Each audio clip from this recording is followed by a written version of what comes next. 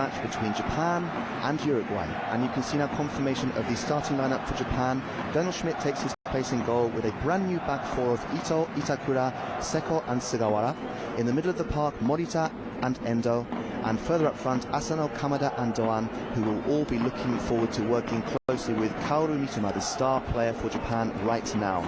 Wataru Endo is captain tonight in place of Mae Yoshida, and there is a debut for Seko in defence and a second cap for Sugawara in defence. A pretty new looking defensive line for Japan, and it will be interesting to see how they line up against this Uruguay side right here. Roche takes his place in goal with a back four of Oliveira, Bueno, Coates and Gonzalez.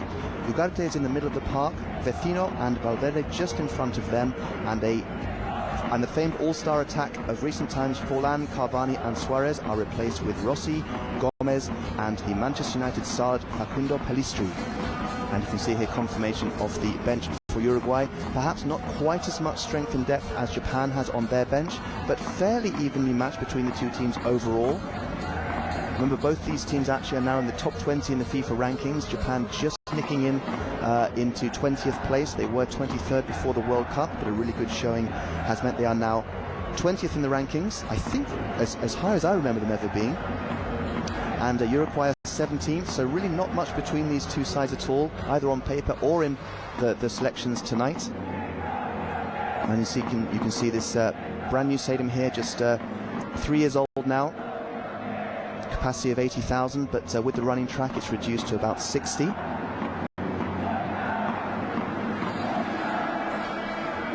I'm just counting down now to the start of the game. Very interesting to see how these two teams will line up. Japan, I'd say, are probably a little bit more confident going into this match than Uruguay are. Still in transition, of course. They don't have a permanent head coach yet. Hajime Moriyasu has been in his position for a number of years now, very secure in that position, still managing the under-20s at the same time, and that has been great for Japan because he's able now to bring those into the fold, into the senior side, and we expect to see at some point during the course of tonight some debuts for some more players and some more action from some of those performers who have been in the Olympic squads and the under-20 squads. A lot of potential in this side, a lot more togetherness than I remember in recent times for Japan. They seem much more comfortable playing together, seem to understand each other's games a lot better. I think Uruguay have had that in spades through the years, certainly in the last couple of decades or so, but maybe a slight changing the guard for them and a bit of a reset may be required.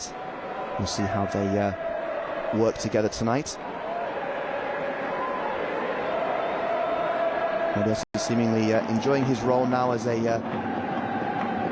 a head coach of a pretty important team worldwide. Japan really looking to kick on. They have a target of winning the World Cup by 2050. And Moriyasu is very happy with that challenge, and he really wants his players to strive to try and reach that position. And we are away now. Japan kicking from left to right, and Uruguay from right to left. Uruguay in their away strips, their white strips, and Japan in their traditional blue colours. Early touch here for Ugarte.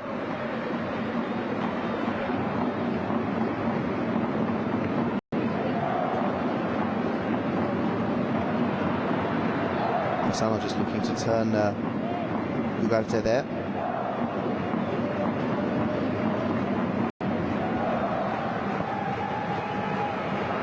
An opportunity here, great effort, oh, cannons off the crossbar, and it's going to fall into the net. The follow-up from himself, from Valverde there. A great shot, I think it was Valverde himself with a great shot, cannons off the crossbar, and the cannoning comes right back into his path, and he knocks it in to an open net. A great strike from Valverde. I think it was Valverde himself with the strike. Out of nowhere there, their first shot on target. Not dealt with in defence there, and that's a great shot from Valverde, who's able to knock it in himself after Daniel Schmidt has gone for the save. Beautiful half volley. And very much against the run of play, it has to be said here, but that's a moment of quality from a really, really good player. Just checking he's onside there, or one of the players that he was working that sequence with on the far side was onside, and he was. So Valverde separating the two sides there with a moment of real brilliance from him. That's the best bit of quarter we've had in this match, and it has resulted in the first goal of the match. So Japan are trailing here by a goal to nil. I think Moriyasu was just telling his players, don't worry, calm down, you're doing everything pretty much correctly. Here come Uruguay though. This is with Pellistri. Good ball into Rossi, almost. Very important interception there from Itakura, who streams forward now for Japan. Ueda's calling for the ball. Doesn't come to him so far though. This is Ito.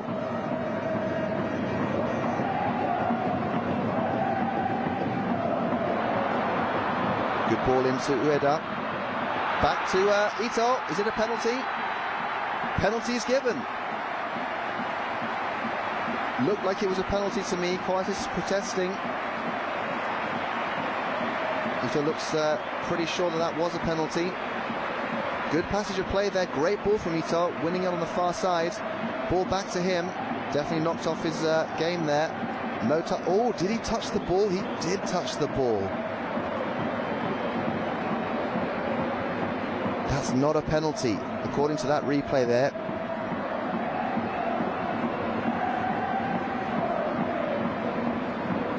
I think it was Buena with the final touch there. And the players here are saying to the referee that is a bad call. There's no VAR in this game.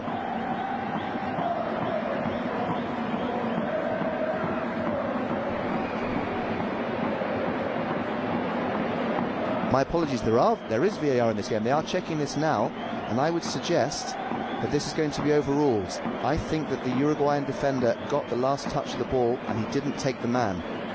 The referee's now going over to check VAR. This is brand new now, I think, in this series of friendlies to have VAR. We haven't had that so far. Now being implemented worldwide, it seems, which is a good thing, making it more standard and uniform. I think he's going to check this and he's going to see that that is a good tackle. That's not the best angle though. The angle we saw earlier, although you can actually see it there as well. There's a better angle in this one though for the referee if he chooses to play it. There. This shouldn't be a penalty.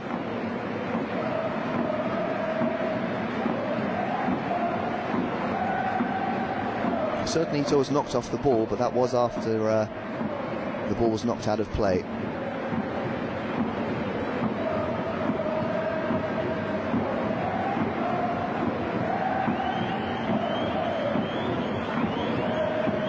Unfortunate for Japan, but I'll be surprised if this is given as a penalty.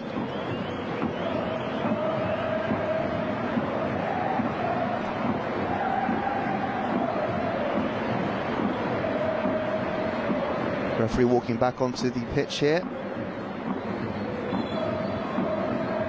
No penalty is the decision, and that is, I think, the correct one, according to the replays.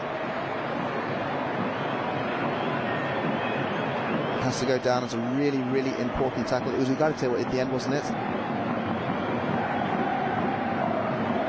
It was certainly dramatic from Ito, but that is the correct decision, I think. So play continues. Japan still trail.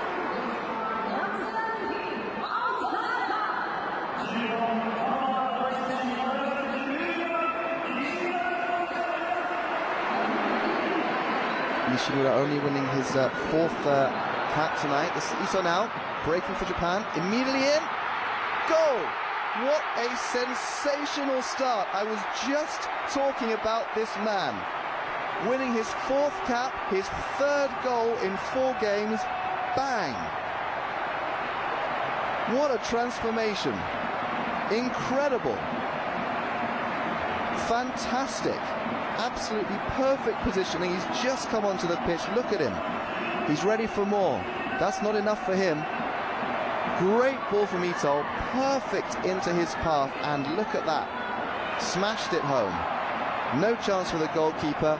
That is what confidence does for you. Man in form right now, worthy of a place in this squad, perhaps even in the starting 11. Great for him. 3 goals in 4 games. Superb. So the combination of 2 substitutes for Japan has led to a goal for them. One goal all, sorry. Let's see how Uruguay responds to this. Only the 2 substitutions from them so far in this match.